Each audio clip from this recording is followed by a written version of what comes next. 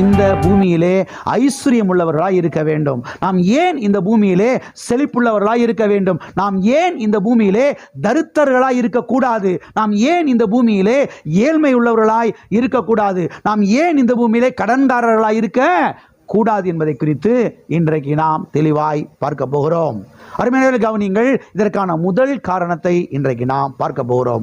முதல் காரணம் என்னவென்று சொன்னால், நாம் இந்த பூமியிலே செழிப்பதற்கு, நாம் இந்த பூமியிலே ஐஸ்வர்யமுள்ளவர்களாய் இருப்பதற்கு முதல் காரணம் என்னவென்று சொன்னால், செழிப்பு என்பது அது தேவனுடைய சித்தம். ஐஸ்வர்யம் என்பது அது தேவனுடைய சித்தம். ஆகையால் தான் நாம் இந்த பூமியிலே ஐஸ்வர்யம் உள்ளவர்களாய் செழிப்புள்ளவர்களாய் இருக்க வேண்டும். ஆமென். பக்கத்தில் கைப்பிடி சொல்லுங்க. செழிப்பு என்பது தேவனுடைய சித்தம். ஐஸ்வர்யம் என்பது தேவனுடைய சித்தம். ஆகையால் தான் நீங்கள் இந்த பூமியில் செழிப்புள்ளவர்களாய் ஐஸ்வர்யம் உள்ளவர்களாய் இருக்க வேண்டும். ஹல்லேலூயா. மக்கள் என்ன நினைக்கிறாங்கன்னா, நான் எப்படியாவது ஒரு ஐஸ்வர்யவான ஆயிரணும் பாஸ்டர். எப்படியாவது ஆகணுமா? எப்படியாவது நான் ஒரு ஐஸ்வர்யவானா ஆயிரணும் விரும்புகிறேன் பாஸ்டர். இது சரியே கிடையாது. இது சரியே கிடையாது. நானும் ஒரு ஐஸ்வர்யவானா மாறிடணும் நான் ஆசைப்படுறேன் பாஸ்டர். இது சரி கிடையாது. எப்படியாவது ஒரு சொந்த வீடை கட்டிடலான்னு ஆசைப்படுறேன் பாஸ்டர். இது சரி கிடையாது. என்ன பாஸ்டர் இப்படி சொல்றீங்க? கொஞ்சம் கவனிச்சிட்டே வாங்க. எப்படியாவது ஒரு காரை வாங்கிடலான்னு ஆசைப்படுறேன் பாஸ்டர். இது சரி கிடையாது. ஏன் பாஸ்டர் கார் வாங்குறது தப்பா? சொந்த வீடு கட்டுறது தப்பா? நீங்க இவ்வளவு வருஷமா பிரசவம் பண்ணதுக்கு ஆப்போசிட்டா சொல்ற மாதிரி இருக்குது. எல்லாம் கவனிங்க. மக்கள் என்ன விரும்புறாங்கன்னா, எப்படியாவதும், இந்த வார்த்தை கவனிச்சிங்களா? எப்படியாவதும் நான் ஒரு ஐஸ்வர்யவானா ஆயிரணும், எப்படியாவதும் நான் ஒரு பெரிய பணக்காரனா ஆயிரணும், எப்படியாவது ஒரு வீடை கட்டிடணும், எப்படியாவதும் நான் ஒரு காரை வாங்கிடணும். எப்படியாவது எப்படி? எனக்கு புரியல. கள்ளத்தனம் பண்ணியா? திருட்டுத்தனம் பண்ணியா? ஏமாத்து வேலை பண்ணியா? இல்லை களவாண்டா? இல்லை திருடியா? இல்லை அடுத்தவங்க கண்ணில் மண்ணள்ளி தூவியா? எப்படி? எனக்கு புரியல. எப்படியாவது என்னங்க அர்த்தம்? அது எல்லாம் இருக்கிறீங்களா? எப்படியாவது ஒரு சொந்த வீடை கட்டிடணும் நான் நினைக்கிறேன் பாஸ்டர். இது சரி கிடையாது. ஏனென்றால் நமக்குள்ளே இப்படிப்பட்ட ஆசைகள் இருப்பது நல்லது. இது ஒரு பகுதி. ஒரு வீடை கட்டணும்னு சொல்லி ஆசைப்படுறது நல்லது. ஒரு காரை வாங்கணும்னு சொல்லி விருப்பப்படுறது நல்லது. அது தவறு கிடையவே கிடையாது. ஆனால் இதற்கும் மேலாக ஒரு படி ஒரு காரியத்தை நாம் பார்க்க வேண்டும். எல்லாம் கவனிக்கிறீங்களா? இதற்கு மேலாக ஒரு படி நாம் ஒரு காரியத்தை பார்க்க வேண்டும். அது என்னவென்று சொன்னால், நான் இந்த பூமியிலே ஐஸ்வர்யமுள்ளவனாய் செழிப்புள்ளவனாய் இருப்பது தேவனுடைய சித்தமாய் இருக்கிறது. நான் ஒரு சொந்த வீடை கட்டுறது தேவனுடைய சித்தம். அதுக்காகவே ஒரு வீடை கட்டணும். நான் எப்படியாவது வீடை கட்டுறது கிடையாது. எப்படியாவது ஒரு காரை வாங்குறது கிடையாதுங்க. நான் ஒரு சொந்த வீடை கட்டுறது யாருடைய சித்தம்? இந்த இடத்துக்கு நீங்க வரணும். எப்படியாவது ஒரு வீடை கட்டணும் பாஸ்டர். எப்படியாவது எப்படி? எப்படியாவது ஒரு காரை வாங்கிடுறேன் பாஸ்டர். எப்படி? நான் ஒரு காரை வாங்கி அதுல பயணிக்கிறது கர்த்தருடைய சித்தம். அதை கர்த்தர் விருப்பப்படுறாரு, அதை கர்த்தர் ஆசைப்படுறாரு. இல்லை பாஸ்டர் உங்களுக்கு தெரியாது பாஸ்டர் விவரம். இந்த காரு இந்த அதெல்லாம் யாரு போறதுன்னா துன்மார்க்கன், குடிகாரன், அவங்களுக்கு தான் காரு. இல்லையே, யார் சொன்னது? ஆண்டவருடைய பிள்ளைகளுக்கு தான் காரு, ஆண்டவருடைய பிள்ளைகளுக்கு தான் சொந்த வீடு. ஆமே. இதை வெளியில போய் சொன்னா இன்னைக்கு கள்ள தூக்கி எரிஞ்சிருவாங்க. நமக்கு இந்த உலகத்தில் ஒண்ணுமே இருக்கக்கூடாது. நமக்கு இந்த உலகத்தில் ஒண்ணுமே இருக்க கூடாது. கர்த்தர் சொன்னார் பாருங்க, நீ கட்டாத வீடு, நீ வெட்டாத துறவு, நீ நடாத திராட்சை தோட்டம். எல்லாம் இருக்கிறீங்களா? சகலவித வஸ்துக்களால் நிரம்பிய வீடுகள். இதெல்லாம் பைபிளே இல்லையா? ஆகவே அருமையான தேவனுடைய பிள்ளைகளை கவனியுங்கள். நாம் இந்த பூமியிலே செல்வ செழிப்புள்ளவராய் இருப்பது தேவனுடைய சித்தமாய் இருக்கிறது, தேவனுடைய விருப்பமாய் இருக்கிறது. அதை உள்ளத்துல ஆழமா பதிச்சு வைக்கணும்.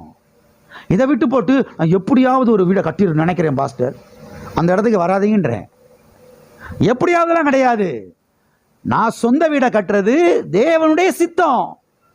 நான் ஒரு சொந்த வண்டியை வாங்குறது அது தேவனுடைய சித்தம். நான் ஒரு நிலத்தை வாங்கி அதில் விவசாயம் பண்ணி முன்னேறுவது அது தேவனுடைய சித்தம். என்னுடைய ஆடு மாடுகள் பழுகி பெருகுவது அது தேவனுடைய சித்தம். அப்ப தேவனுடைய சித்தத்தை என்ன செய்ய வேண்டும்? விரும்ப வேண்டும்.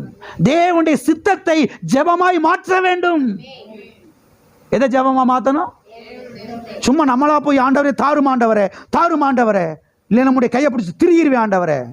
கையை பிடிச்சி திருக போறீங்களா? அது உங்க புருஷன் கையை பிடிச்ச வேணா திருகலாம். அப்படி ஈஸியாக அவருடைய கையை பிடிச்சோன்னு செய்ய முடியாது, திரியிட முடியாது. உங்கள் அப்பா கையை வேணா பிடிச்சோன்னு செய்யலாம், பிடிச்சி திருகலாம், தொங்கலாம். அம்மாவோட முந்தாக்கி பிடிச்சி தொங்கலாம். இங்கே அப்படிலாம் செய்ய முடியாது, ஒன்றும் செய்ய முடியாது. கவனியுங்கள். நீங்கள் நன்றாக இருப்பது, நீங்கள் சுகமாக இருப்பது, நீங்கள் செழிப்பாக இருப்பது, நீங்கள் வாழ்ந்திருப்பது அது கர்த்தருடைய சித்தமாயிருக்கிறது. ஆமென். பக்கத்தில் கையப்பட்டு சொல்லுங்க. நீங்க சுகமாய் இருப்பது, ஆரோக்கியமாய் இருப்பது, வெற்றியாய் வாழ்வது தேவனுடைய சித்தமாய் இருக்கிறது, தேவனுடைய விருப்பமாய் இருக்கிறது. ஆமென். எல்லாம் இருக்கிறீங்களா? ஆகவே அவருடைய சித்த நிறைவேறுவதற்காக, அவருடைய திட்டம் நிறைவேறுவதற்காக, அதற்காகவே நாம் என்ன செய்யணும்? கண்டிப்பா நல்லா இருக்கணும். இது சொந்தக்காரங்களுக்கு பிடிக்குதோ பிடிக்கலையோ, எந்த சொந்தக்காரனுக்கு தான் பிடிச்சி நம்ம நல்லா இருக்கிறது? என்ன அமைதியா இருக்கிறீங்க? நாம நல்லா இருக்கிறது எந்த சொந்தக்காரனுக்கு பிடிச்சிச்சு நான் கேட்கிறேன். சில சமயங்களை கூட பிறந்தவனுக்கே பிடிக்க மாட்டேங்குது. அத கூத்து. நம்ம கூட பிறந்தவன் தானே, ஒரு காலத்தில் நம்மளாம் கஷ்டப்பட்டோம், பரவாயில்ல நல்லா இருக்கிறா அப்படின்னு சந்தோஷப்படுறது கிடையவே கிடையாது. சுயநலம் நிறைந்த உலகம், காலை வாரி விடுகிற உலகம், கெட்டு போக வேண்டும் என்று நினைக்கிற உலகம். இதன் மத்தியிலே நீங்கள் நன்றாய் இருக்க வேண்டும் என்று கர்த்தர் ஆசைப்படுகிறார், கர்த்தர் விருப்பப்படுகிறார். ஆமென். ஆகையால் நாம் ஏன் இந்த பூமியிலே செழிக்க வேண்டும், நன்றாய் இருக்க வேண்டும்? இது கர்த்தருடைய சித்தமாயிருக்கிறது, கர்த்தருடைய விருப்பமாயிருக்கிறது, கர்த்தருடைய ஆசையாயிருக்கிறது. ஆமென். எனவே இதை உறுதியாய் பற்றிக் கொள்ளுங்கள், இதை கெட்டியாய் பிடித்துக் கொள்ளுங்கள். இதை பாருங்க, இருக நீங்கள் பிடித்துக் கொள்ள வேண்டும். எத்தனை பேர் இருக பிடித்துக் கொள்ள போறீங்க? எதை? கர்த்தருடைய சித்தத்தை, கர்த்தருடைய சித்தத்தை. எனவே நீங்கள் பண விஷயத்திலே, பொருளாதார விஷயத்திலே வெற்றி பெற வேண்டும் என்றால் இதற்கு முதல் படி கர்த்தருடைய சித்தம். ஆமென். மறுபடியும் சொல்றேன், கவனிங்க. நீங்கள் பண விஷயத்திலே, பொருளாதார விஷயத்திலே நீங்கள் வெற்றி பெற வேண்டும் என்றால் இதற்கு முதல் படி என்ன? இது தேவனுடைய சித்தம். இது தேவனுடைய சித்தம். இது தேவனுடைய சித்தம் என்பதை ஆவியிலையும் ஆத்துமாவிலையும் ஆழமாய் பதித்து கொள்ள வேண்டும். ஆமென். எல்லா கண்களை மூடி உங்களுடைய இருதயத்தில் கையை வச்சு சொல்லுங்க. நான் இந்த பூமியிலே செழிப்பாயிருப்பது, ஐஸ்வர்யமுள்ளவனாயிருப்பது, வாழ்ந்திருப்பது, சுகமாயிருப்பது, வெற்றியாய் வாழ்வது தேவனுடைய சித்தமாயிருக்கிறது. ஆமென். இது தேவனுடைய சித்தம். யாருக்கு பிடிக்குதோ பிடிக்கலையோ, இது தேவனுடைய சித்தம். ஏது தேவனுடைய சித்தம்? நல்ல சாப்பாடை சாப்பிட்றது, நல்ல ட்ரெஸ்ஸை உடுத்துறது, நல்ல வாழ்க்கை வாழ்றது, நான் செல்வ செழிப்பாக இருப்பது, நல்ல வீட்டில் குடியிருப்பது, என் பிள்ளைங்கள்லாம் நல்ல நிலைமையில இருப்பது யாருடைய சித்தமாக இருக்கிறது? மறந்துடாதீங்க, இது தேவனுடைய சித்தம். அவங்களுக்கு பிடிக்குது, இவங்களுக்கு பிடிக்காம போகுது, அதை பற்றி எனக்கு தேவையே கிடையாது. இது கர்த்தருடைய சித்தம். ஆமென். அது மாத்திரமல்ல, கர்த்தருடைய சித்தத்தை நாம் உணர்ந்து கொள்ள வேண்டும் என்று சத்தியவேதம் நமக்கு திட்டமும் தெளிவுமாய் போதிக்கிறது. வாசிப்போம். எபேசியர் 5:17 மறுபடியுமாக. எபேசியர் 5:17.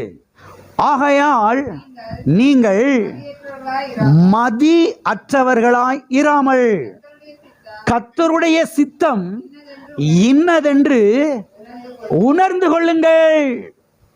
இங்கே பரிசுத்த ஆவியானவர் அப்போஸ்தலனாகிய பவுல் மூலமாக திருச்சபைக்கு அவர் என்ன சொல்லுகிறார் என்றால், 2 காரியங்களை சொல்லுகிறார். ஒன்று, நீங்கள் மதி அற்றவர்களாய் இருக்கக்கூடாது என்று சொல்லுகிறார். 2வதாக என்ன சொல்லுகிறார்? கர்த்தருடைய சித்தம், கர்த்தருடைய திட்டம், கர்த்தருடைய விருப்பம், கர்த்தருடைய ஆசை இன்னதென்று உணர்ந்து கொள்ளுங்கள் என்று இங்கே சொல்லுகிறதை நாம் பார்க்கிறோம். நீங்கள் எப்படிப்பட்டவர்களாய் இராதேயுங்கள், மதியற்றவர்களாய். மதினா தெரியும்ல? மதி மதி கட்டு போய் திர்றையா? மதி கொஞ்சமாவது இல்லையா? புத்தி கட்டு போய் திர்றையா? புத்தி இல்லையா? எல்லாம் இருக்கிறீங்களா? கர்த்தர் சொல்றார் பாருங்க, நீங்கள் மதியற்றவர்களாய் இருக்கக்கூடாது, நீங்கள் மதி உள்ளவர்களாய், புத்தி உள்ளவர்களாய் இருக்க வேண்டும். புத்தி உள்ளவர்களாய் இருந்து இப்ப எதை நீங்கள் அறிந்து கொள்ள வேண்டும், எதை நீங்கள் உணர்ந்து கொள்ள வேண்டும்? கர்த்தருடைய சித்தம், கர்த்தருடைய சித்தம், கர்த்தருடைய சித்தம் இதுதான் என்பதை நீங்கள் உணர்ந்து கொள்ள வேண்டும். கர்த்தருடைய சித்தம் இதுதான் என்பதை நீங்கள் உணர்ந்து கொள்ளும் பொழுதுதான் இந்த பூமியிலே நீங்கள் ஜெயிக்க முடியும், நீங்கள் வெற்றி பெற முடியும், நீங்கள் செழிக்க முடியும், நீங்கள் ஐஸ்வர்யம் உள்ளவர்களாக இருக்க முடியும், நீங்கள் வாழ்ந்திருக்க முடியும். கர்த்தருடைய சித்தம் இதுதான் என்பதை நீங்கள் உணர்ந்து கொள்ளவில்லை என்றால் பிறகு நீங்கள் தரையிலே என்ன செய்ய வேண்டியதான்? தடவிட்டே கிடக்க வேண்டியதான் 25 வருஷத்துக்கு. அவர் இப்படி சொன்னாரு, இவர் இப்படி சொன்னாரு, அந்த ஐயா இப்படி சொன்னாரு, இந்த அப்போஸ்தலர் இப்படி சொன்னாரு, இந்த தீர்க்கதரிசி இப்படி சொன்னாரு. அந்த ஐயா எந்த ஐயா? இங்க ஒரு ஐயா சொல்றாரு, பெரிய ஐயா.